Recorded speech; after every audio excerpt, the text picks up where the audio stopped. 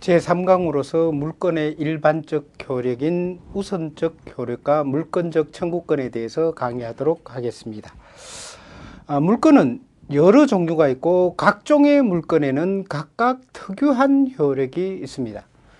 그렇지만은 모든 물권에 일반적으로 공통한 효력이 있는데 그것이 바로 우선적 효력과 물권적 청구권이 되겠습니다.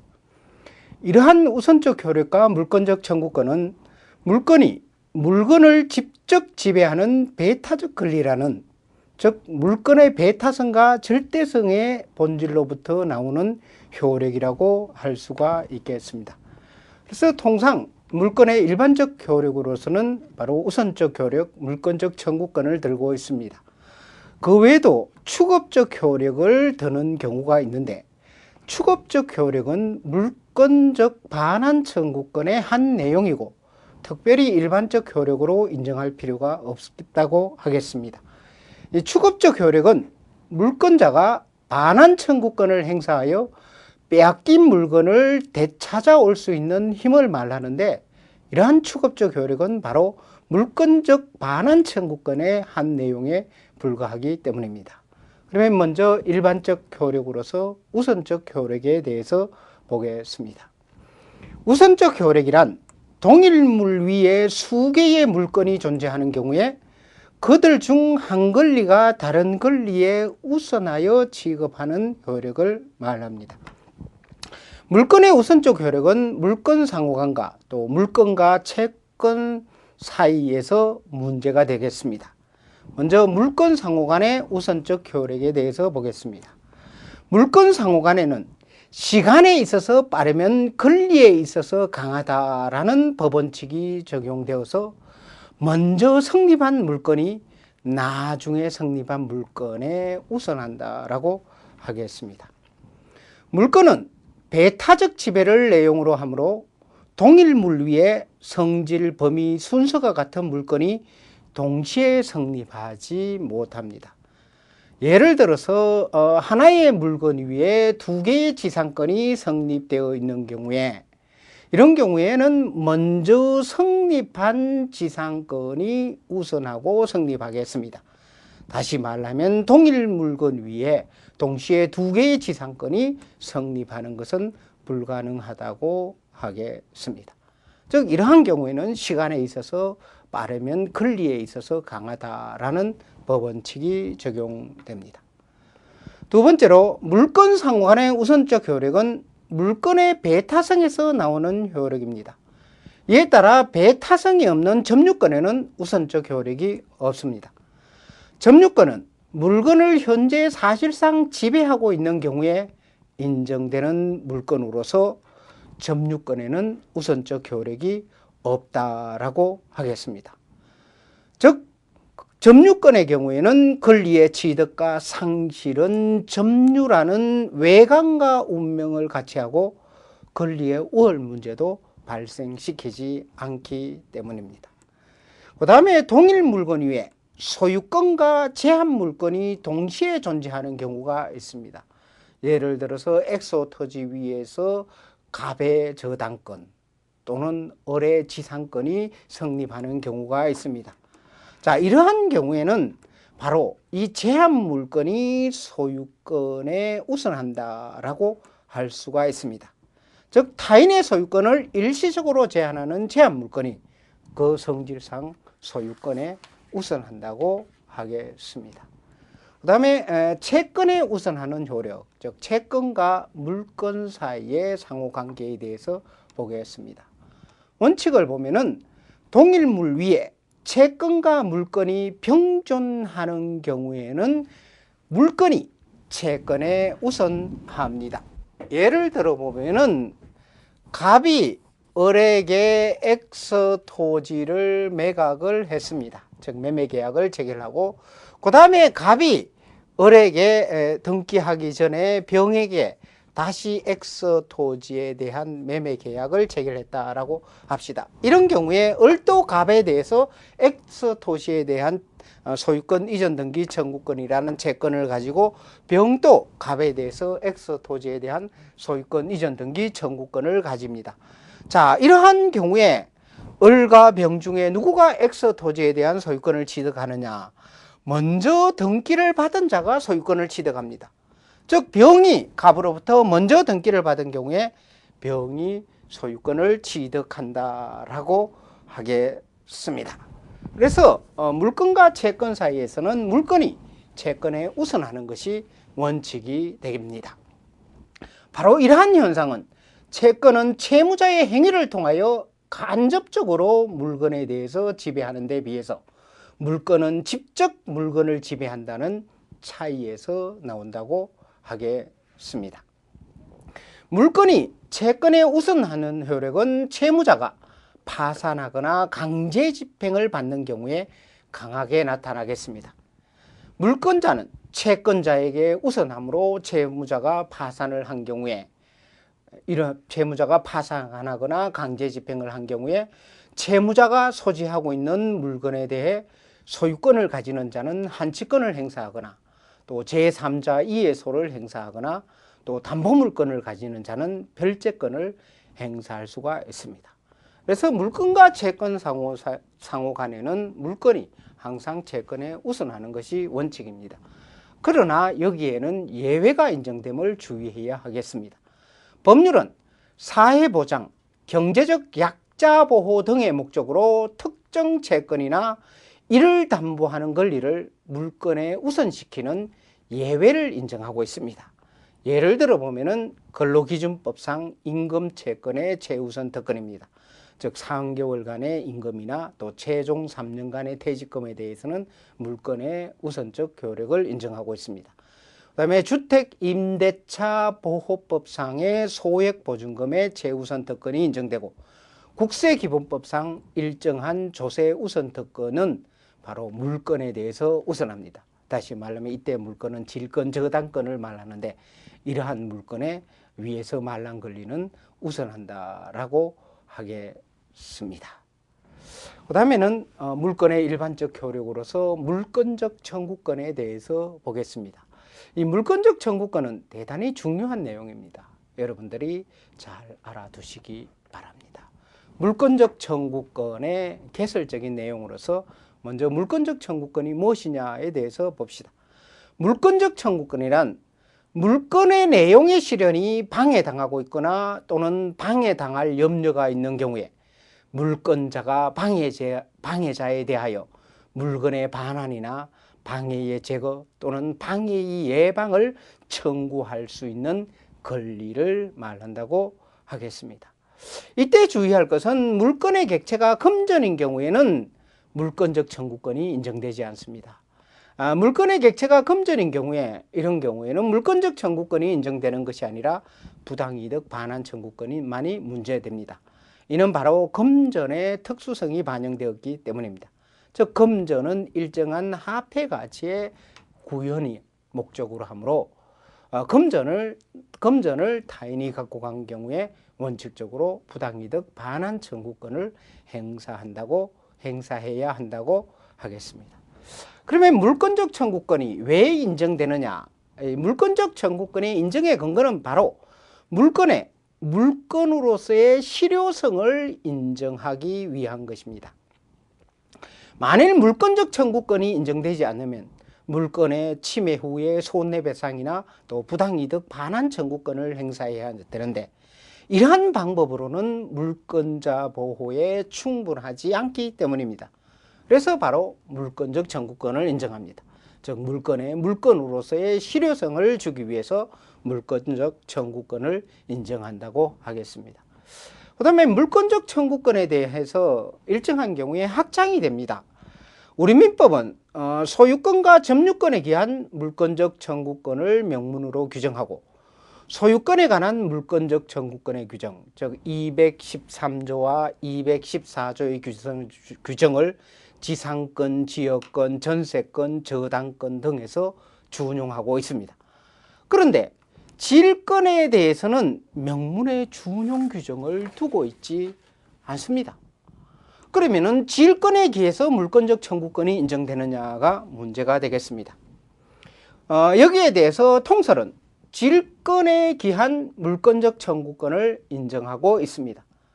우리 민법이 질권에 기한 물권적 청구권을 인정하지 않은 것은 입법상 부주의에 불과하다든가 또는 입법상 불비에 지나는 것이다 라고 설명을 하면서 질권에 기한 물권적 청구권을 인정하고 있습니다. 이에 반해서 부정설이 있는데, 부정설은 질권은 질물의 점유를 수반하므로 점유권에 기한 물권적 청구권에 의하여 보호를 받을 수 있기 때문에 질권에 기한 물권적 청구권은 인정할 필요가 없다고 하겠습니다. 그러나 질권에 기한 물권적 청구권은 인정함이 타당하겠고, 지금 현재 법무부 민법 개정안에서도 질권에 기한 물권적 청구권을 명문으로 인정하자는 입장에 있습니다. 그 다음에 대항력 있는 부동산 임차권에 기한 물권적 청구권의 인정 여부가 문제가 됩니다. 자, 부동산 임차권은 채권이기 때문에 채권에 기해서는 방해 제거, 방해 예방 청구권이 원칙적으로 인정되지 않습니다. 하지만 다수설에서는 대항력을 갖춘 부동산 임차권에 한해서 방해 배제 청구권을 인정할 수 있다는 입장에 있습니다. 그 다음에 기타 물건에 기한 물권적 청구권이 인정되는 경우가 있는데, 물건이 아니더라도 물건에 준하는 인격권, 무체재산권, 즉 지적재산권, 강업권 등에 대해서도 물권적 청구권에 준하는 보호가 인정됩니다. 자, 우리 판례를 보면은 인격권에 기해서 유지청구권, 또 지적재산권에 기해서 금지청구권이 인정된다고 하는데, 이것도 하나의 유사물권적 청구권이라고 하겠습니다. 인격권, 지적재산권, 강업권 등은 절대권이기 때문에 바로 이러한 절대권을 보호하기 위해서 물권적 청구권, 즉 유사물권적 청구권이 인정된다고 하겠습니다. 두 번째로 물권적 청구권의 종류에 대해서 보겠습니다. 물권적 청구권의 종류는 방해의 모습 또는 청구의 내용에 따라서 물권적 반환 청구권, 물권적 방해 제거 청구권, 물권적 방해 예방 청구권으로 나눌 수가 있겠습니다. 먼저 물권적 반환 청구권의 경우를 보면, 자, 목적물에 대한 지배, 즉 점유가 완전히 침탈당한 경우에 물권자는 침탈자에 대해서 그 점유의 반환을 청구하여 빼앗긴 점유를 회복하는 것이 물권적 반환 청구권입니다. 예를 들어서 A라는 사람이 나의 이 물건을 가지고 간 경우에 나는 그 사람에게, A라는 사람에게 물건을 돌려달라고 할 수 있습니다. 이것이 바로 물권적 반환 청구권이죠. 즉 물권적 반환 청구권은 점유가 완전히 침탈당한 경우에 행사할 수가 있습니다. 두 번째로 물권적 방해 제거 청구권이 있습니다. 물권자가 점유 유치 또는 점유 침탈 이외의 방법으로 물건이 침해된 경우에 그 침해 상태의 제거를 구하는 청구권이 방해 제거 청구권이 되겠습니다. 예를 들어서 갑의 소유 토지에 을이 건축 자재를 쌓아두었습니다. 이런 경우에 갑의 토지의 사용 수익이 방해되죠. 이런 경우에 갑은 을에 대해서 방해 제거 청구권을 행사할 수 있습니다. 즉 건축 자재를 치워달라고 해서 방해 제거 청구권을 행사할 수 있는 것이죠. 그 다음에 요즘 많이 문제되는 환경 침해가 있습니다. 즉 매연, 열기체, 소음 등에 의한 환경 침해가 있을 수 있는데, 이러한 경우에 현재 침해 상태가 계속되고 있는 경우에 그러한 환경 침해의 제거를 청구할 수 있는데, 이것도 물권적 방해 제거 청구권이 되겠습니다. 세 번째로 물권적 방해 예방 청구권이 있습니다. 물건이 현재 침해당하고 있지 않아도 장차 방해가 생길 염려가 있는 경우에 방해의 위험 원인을 갖고 있는 자에게 방해의 예방 또는 손해의 담보를 청구할 수 있는 권리가 되겠습니다. 예를 들어서 환경 침해가 장차 일어나려고 하는 경우에 이러한 경우에 원인자에게 방해 예방 청구권을 행사할 수가 있겠습니다. 그래서 우리나라에서는 물권적 청구권의 종류로서 반환 청구권, 방해 제거 청구권, 방해 예방 청구권, 이 세 가지를 인정하고 있습니다. 그런데 이 수거 청구권이 물권적 청구권의 한 종류로도 인정될 수가 있습니다. 독일 민법은 점유와 소유권에 기하여 수거 청구권을 명문으로 인정하고 있습니다. 즉 반환 청구권, 방해 제거 청구권, 방해 예방 청구권 이외에 수거 청구권을 명문으로 인정하고 있다는 것입니다. 독일법상 수거 청구권은 물건의 점유자의 사실상의 지배가 방해당하고 있는 경우에 제3자의 점유 미취득으로 인하여 점유물 반환 청구권을 행사할 수 없는 경우에 보충하는 역할로 수거 청구권이 인정되고 있습니다. 즉 부동산의 점유자에게 물건의 수색과 수거의 허용을 청구하는 권리가 수거 청구권이 되겠습니다. 예를 들어서 길에서 공놀이를 하다가 그 공이 이웃집에 들어가게 되었습니다. 이러한 경우에 이웃집 주인은 아직 그 공이 들어와 있는지를 알지 못합니다. 이러한 경우에 공의 주인은 이웃집 문을 띵동하면서 자, 공이 들어갔으니까 내가 공놀이를 하다가 공이 들어갔으니까 이 공을 갖고 오는 것을 좀 허용해 주십시오 라고 할 수 있습니다. 이런 경우에 공에 대한 수색과 수거를 청구하는 권리, 이것이 바로 수거 청구권이라고 하겠습니다. 이러한 수거 청구권에 대해서는 지금 현재 법무부 민법 개정안에서는 수거 청구권을 명문으로 인정하자는 입장에 있습니다. 그런데 법무부 민법 개정안에서는 점유권에 기한 수거 청구권은 인정하면서 소유권에 기한 수거 청구권에 대한 명문의 규정은 두고 있지 않는데, 이러한 규정, 즉 소유권에 기한 수거 청구권도 명문으로 규정하는 것이 타당하겠습니다. 그 다음에 세 번째로 물권적 청구권의 법적 성질에 대해서 보겠습니다. 물권적 청구권의 법적 성질에 대해서는 여러 학설이 대립되고 있습니다. 이것은 왜냐하면 물권적 청구권은 물건으로부터 생긴다는 점에서 물건에 가깝고, 또 한편 물권자가 침해자에 대한 청구권이기 때문에, 즉 침해자에 대한 청구권이기 때문에 채권적인 면을 갖고 있기 때문입니다. 그래서 물건설, 채권설, 또 절충설의 학설의 대립이 있습니다. 먼저 물건설을 보면은 물권적 청구권은 물건의 작용에 지나지 않고 독립한 권리가 아니다라는 견해입니다. 그 다음에 채권설은 물권적 청구권은 타인의 행위를 청구하는 것을 내용으로 하기 때문에 일종의 채권이다라는 입장입니다. 다만 물권적 청구권은 기본 물건의 본래의 내용을 완전히 발현시키는 것을 목적으로 하므로 기본 물건이 존속하는 경우에는 물권적 청구권은 소멸시효에 걸리지 않는다라는 입장을 취하고 있습니다. 절충설은 뭐냐? 절충설은 물권적 청구권은 물건의 효력을 기초로 하여 생기는 특수한 청구권이라고 보는 입장입니다. 즉 절충설은 물권적 청구권을 물건에 부종하는 특수한 청구권이다라는 입장이 되겠습니다. 그럼 결론적으로 어떻게 볼 것이냐? 결론적으로 물권적 청구권은 물건에 이전하고 또한 채권에 준하는 독립한 청구권이라고 보는 것이 타당하겠습니다. 물론 이러한 물권적 청구권의 본질에 대한 학술 대립은 논의의 실익은 없다라고 하겠습니다.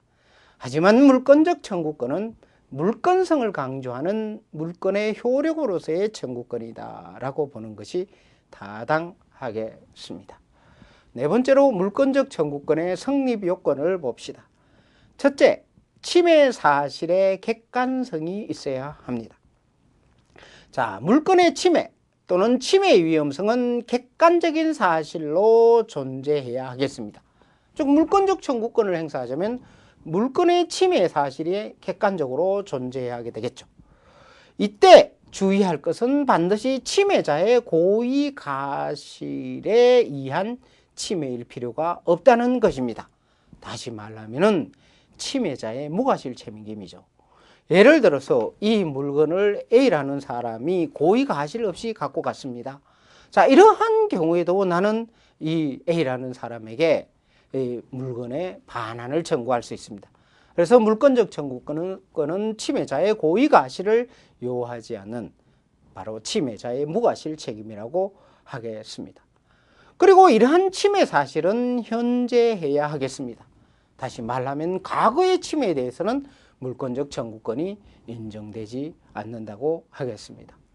그리고 주의할 것은 물권적 청구권의 성립에 객관적 요건은 존재하지만, 즉 침해 사실이 있지만 권리 남용의 법리에 의하여 물권적 청구권의 행사가 부정되는 경우가 있습니다.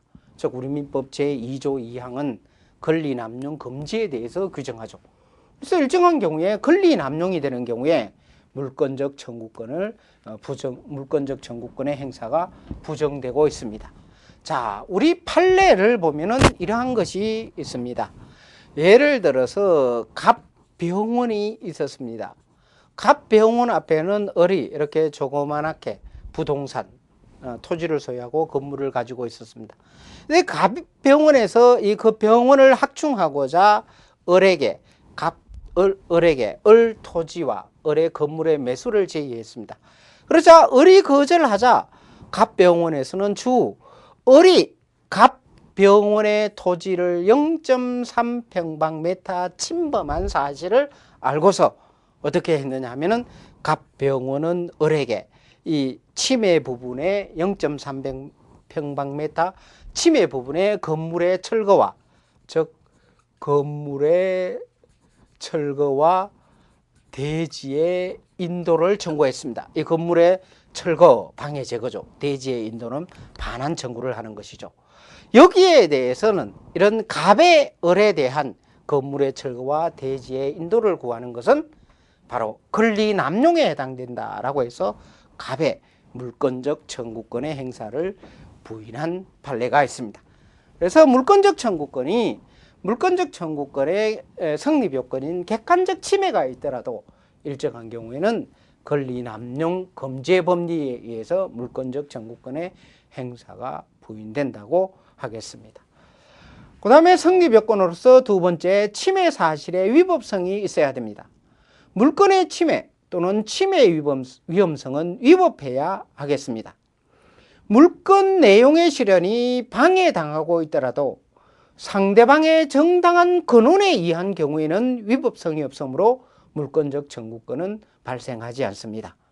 즉 물권적 청구권이 인정되자면은 침해자의 침해 행위가 위법해야 한다라고 하겠습니다. 예를 들어서 상대방이 상린관계에 의하여 물권자의 토지에 대해서 인지사용 청구권을 가지고 있거나 또는 주의 토지 통행권을 가지고서 사용 또는 통행하는 경우에는 물권자에게 물권적 청구권이 인정되지 않습니다. 이런 경우에는 침해자에게 침해의 정당성이 인정되기 때문입니다.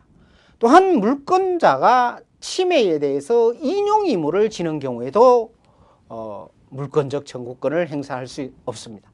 자, 이러한 경우에 대표적으로 환경침해가 있죠. 자, 환경침해의 경우에 일정한 경우에 피해자는 수인해야 합니다. 그래서 일정한 수인 의무가 있는 경우에는 방해 제거, 방해 예방 청구권을 행사할 수 없다는 거죠. 이때 주의할 것은 환경침해로 인한 바로 침해 피해자의 수인 의무는 우리 민법 217조의 해석론을 통해서 수인 의무가 도출되어야 한다고 하겠습니다. 그러나 우리 판례는 217조의 해석론을 통해서가 아니라 여러 가지 사정을 참작하여서 수인 의무를 결정한다고 하겠습니다. 세 번째로 당사자에 대해서 보면은 먼저 물권적 청구권의 주체는 누구냐, 즉 청구권자는 누구냐. 청구권자는 당연히 현재 물권의 침해를 당하고 있는 자거나 또는 침해를 당할 위험성이 있는 물권자가 되겠습니다. 물권적 청구권은 물권과 분리하여 양도할 수 없으므로 물권을 양도한 사람은 또한 물권적 청구권의 주체가 될 수 없습니다. 즉 현재 물건이 방해받고 있는 자, 또 방해당할 염려가 있는 자가 물권적 청구권의 청구권자라고 하겠습니다. 상대방에 대해서 보면은 물권적 청구권의 상대방은 현재 물권을 침해하고 있거나 침해할 위험성이 있는 상태를 발생시키고 있는 자입니다. 과거의 침해자이었더라도 현재 침해하고 있지 않으면 상대방이 될 수가 없겠습니다. 또한 스스로 침해자가 아니더라도 현재 침해의 상태를 발생시키고 있으면 상대방이 된다고 하겠습니다. 예를 들어서 A라는 사람의 X 토지 위에 B라는 사람이 물건을 야적시켰습니다. 이런 경우에 A는 B에 대해서 방해 제거 청구권을 행사할 수 있죠. 그런데 B가 이 물건에 대한 소유권, 즉 물건에 대한 권리를 C에게 양도했습니다. 자, 이러한 경우에 이 물건의 지배자는 현재 C죠. 이런 경우에는 A는 C에 대해서 방해 제거 청구권을 행사할 수 있습니다. 왜냐하면 B는 현재의 침해자가 아니고 과거의 침해자이기 때문입니다. 그래서 과거의 침해자에 대해서는 물권적 청구권을 행사할 수가 없겠습니다. 그 다음에 비용 부담의 문제를 보겠습니다. 자, 물권적 청구권의 비용은 누가 부담하느냐라는 문제입니다. 자, 이런 경우에 물권적 청구권을 누가 부담해야 하느냐에 관해서 학설의 대립이 심합니다. 이것은 바로 물권적 청구권의 본질론과 연결되는 문제이죠. 물권적 청구권을 상대방에 대하여 적극적 행위를 청구하는 적극적 행위 청구권으로 보게 되면은 비용은 상대방이 부담하는 것으로 보고, 또 물권적 청구권을 상대방의 소극적 인용을 청구하는 소극적 인용 청구권으로 보게 되면은 물권적 청구권의 비용 부담은 바로 청구권자가 부담하게 되겠습니다. 즉 물권적 청구권을 적극적 행위 청구권으로 보면은 상대방이, 그리고 물권적 청구권을 소극적 인용 청구권으로 보게 되면 청구권자가 비용을 부담한다고 하겠습니다. 이러한 물권적 청구권의 비용 부담과 관련해서는 우리나라의 학설이 매우 다기하게 대립되어 있습니다. 즉 적극적 행위 청구권설, 소유자 책임설, 그 다음에 책임설, 비용 독자 결정설, 인용 청구권설 등 많은 학설의 대립이 있습니다. 이 중에서 다수서는 적극적 행위 청구권설의 입장에 있습니다. 물권적 청구권은 상대방에 대하여 적극적 행위를 청구할 수가 있고 비용도 상대방이 부담해야 한다라는 입장이 됩니다. 즉 A가 A의 물건을 B가 방해하는 경우에 A가 B에 대해서 방해 제거 청구권을 행사하는 경우에 그 비용, 즉 방해를 제거할 때 들어가는 비용은 B 청구권의 상대방이 부담해야 한다고 하고 있습니다.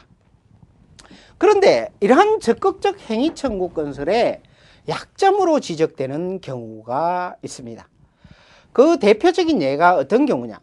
장마로 갑의 축대가 무너져 이웃 을의 토지에 들어간 경우나, 또 빨래가 바람에 날려 이웃집 정원에 떨어진 경우, 또 도인이 절취하여 타인의 토지 위에 절취물을 갖다 놓은 경우가 있겠습니다. 예를 들어서 A의 빨래가 바람에 날려서 B의 토지에 들어갔습니다. A의 빨래가. 이러한 경우에 있어서 A의 입장에서는 B의 토지상의 빨래에 대해서 반환 청구권을 행사할 수가 있고, 또 B는 A에 대해서 방해 제거 청구권을 행사할 수 있다라고 하고 있습니다. 자, 이러한 경우에 있어서 먼저 청구권을 행사한 자가 상대방의 비용을 부담시킬 수 있는 문제점이 있다라고 하고 있습니다. 그래서 이 적극적 행위 청구권설에 의할 때 바로 반환 청구권과 방해 제거 청구권이 동순위적으로 대립할 수 있다. 이 동순위적으로 대립하는 경우에 있어서 이 비용 부담의 문제가 해결이 되지 않는다라고 하고 있습니다. 즉 먼저 청구권을 행사하는 자가 상대방의 비용을 부담시킬 수 있으므로 이 적극적 행위 청구권설의 약점이 있다고 말합니다.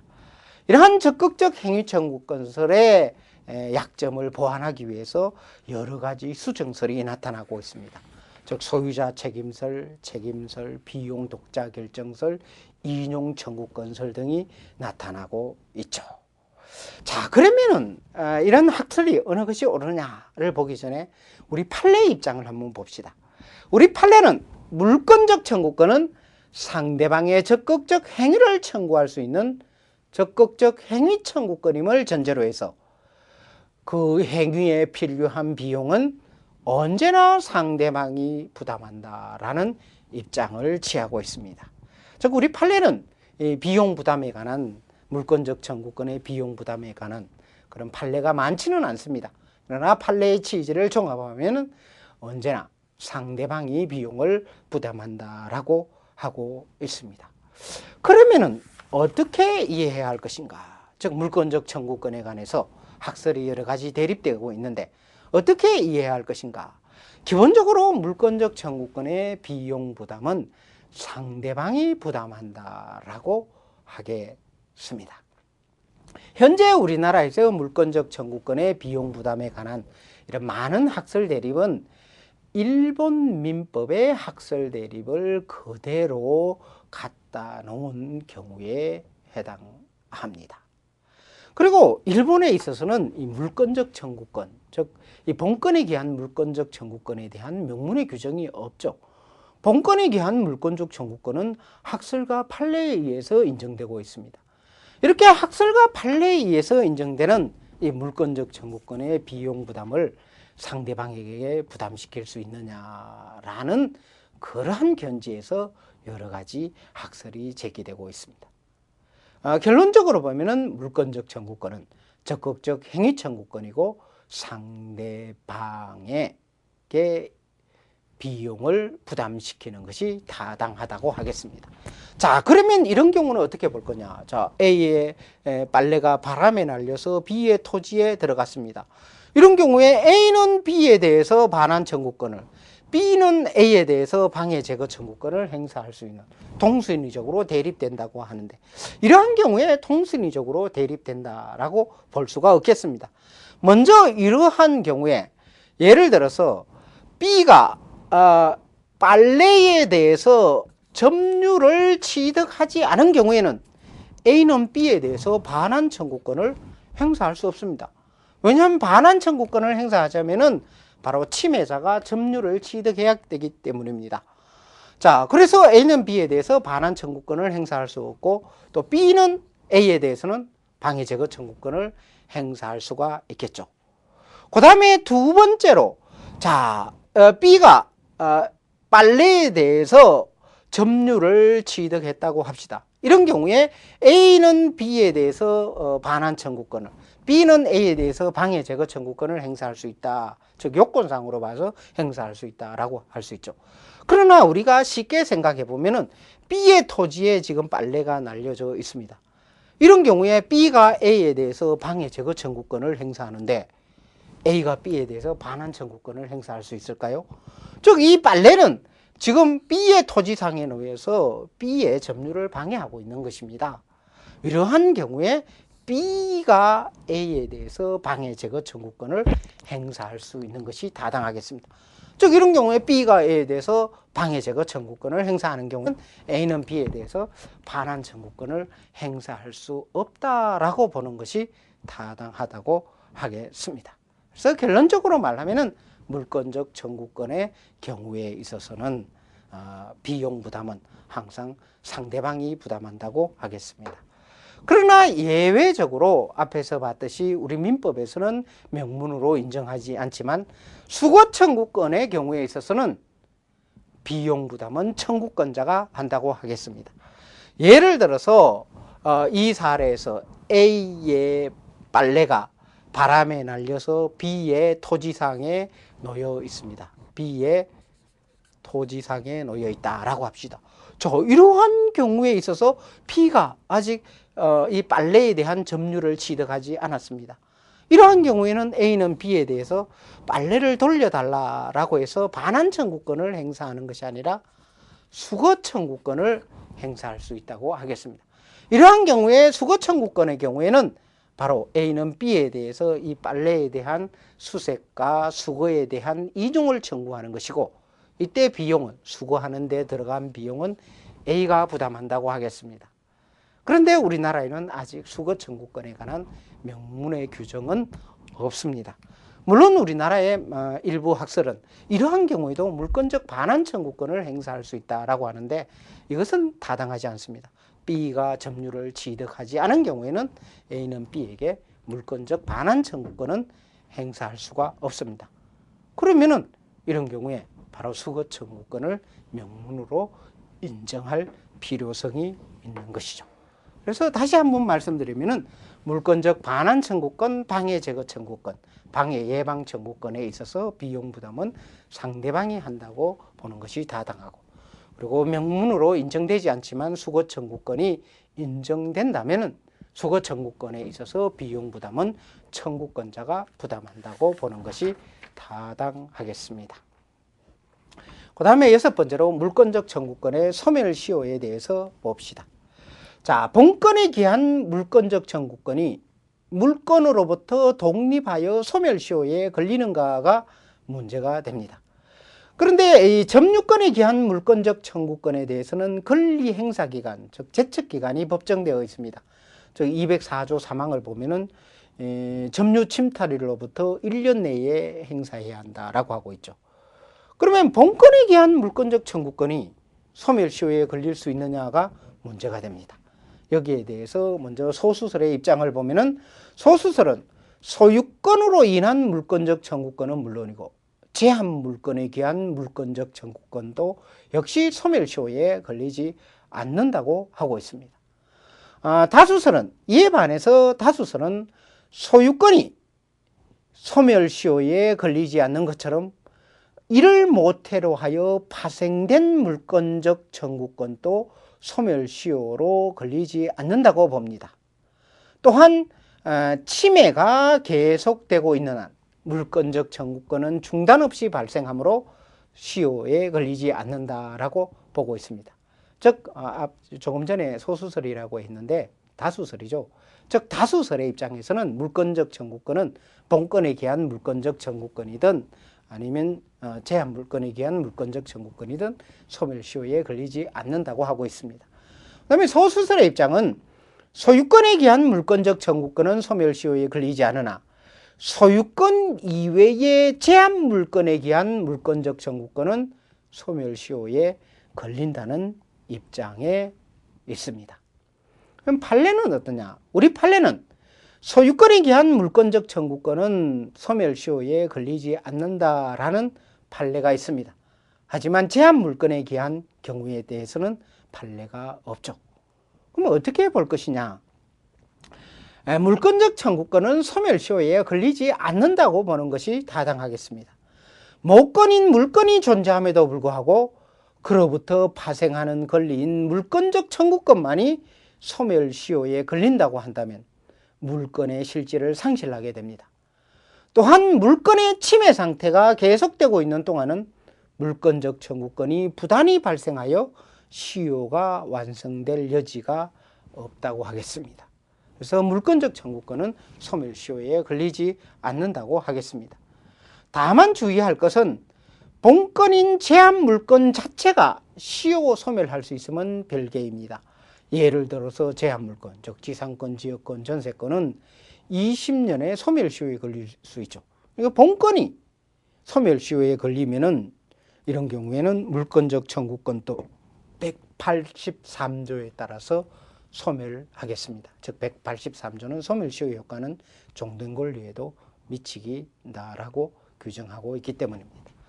그 다음에 7번째로 물권적 청구권에서 다른 청구권과의 관계를 보겠습니다.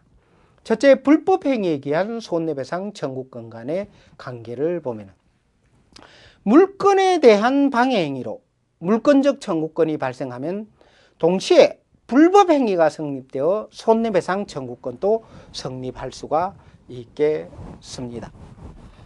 예를 들어서 갑의 토지에 어리 건축 자재를 쌓아뒀습니다.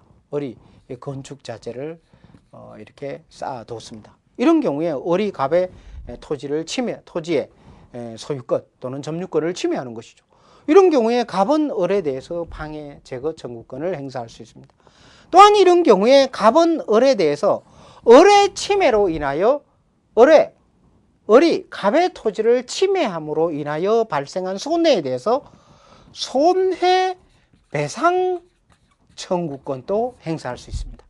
그래서 물권적 청구권이 인정되는 경우에 그 침해로 인하여 손해가 발생하는 경우에는 손해배상 청구권도 행사할 수가 있겠습니다. 그 다음에 부당이득 반환 청구권과의 관계를 봅시다. 타인의 물건을 침탈하여 물건을 불법 점유하고 있는 경우에는 점유 그 자체가 부당이득이 된다고 하겠습니다. 예를 들어서 어떤 사람이, 즉 A라는 사람이 이 볼펜을 갖고 갔습니다. 이런 경우에 나는 A에 대해서 당연히 물권적 반환 청구권을 행사할 수 있죠. 또한 A가 이 볼펜을 점유하고 있는 것은 점유 그 자체가 이득이라고 볼 수 있습니다. 이 볼펜에 대한 점유 그 자체가 이득이라고 볼 수 있기 때문에 부당이득 반환 청구권도 행사할 수가 있겠습니다. 이런 경우에 양 청구권은 경합한다라고 하겠습니다. 그 다음에 세 번째로 계약상의 청구권과의 관계를 봅시다. 자, 계약에 의해 타인이 물건을 점유하다가 그 계약이 종료된 경우에는 소유자는 계약 종료에 의한 목적물 반환 청구권과 또 소유권에 의한 목적물 반환 청구권 두 가지를 가집니다. 예를 들어서 갑이 을에게 X 토지를 임대차해 줬습니다. 즉 을이 갑에게 X 토지에 대해서 임차권을 취득했습니다. 자, 이런 경우에 임대차가 종료한 경우에 갑은 을에 대해서 바로 X 토지의 소유권에 기한 소유물 반환 청구권도 행사할 수가 있고, 또 임대차의 경우에는 임대차 계약이 종료한 경우에 임차인은 임대인에게 목적물 반환 의무가 있습니다. 이에 따라서 갑은 을에 대해서 임대차 계약 종료로 인한 목적물 반환 청구권을 또 가지게 됩니다. 이것은 계약상의 청구권이죠. 자, 이러한 경우에 갑은 을에 대해서 바로 임대차 계약 종료로 인해서 목적물 소유권에 기한 목적물 반환 청구권, 또 계약 종료로 인한 계약관계에 기한 목적물 반환 청구권을 가질 수 있습니다. 자, 이러한 양 청구권은 경합한다라고 하겠습니다. 자, 물권의 효력으로서 우선적 효력과 물권적 청구권에 대해서 봤습니다.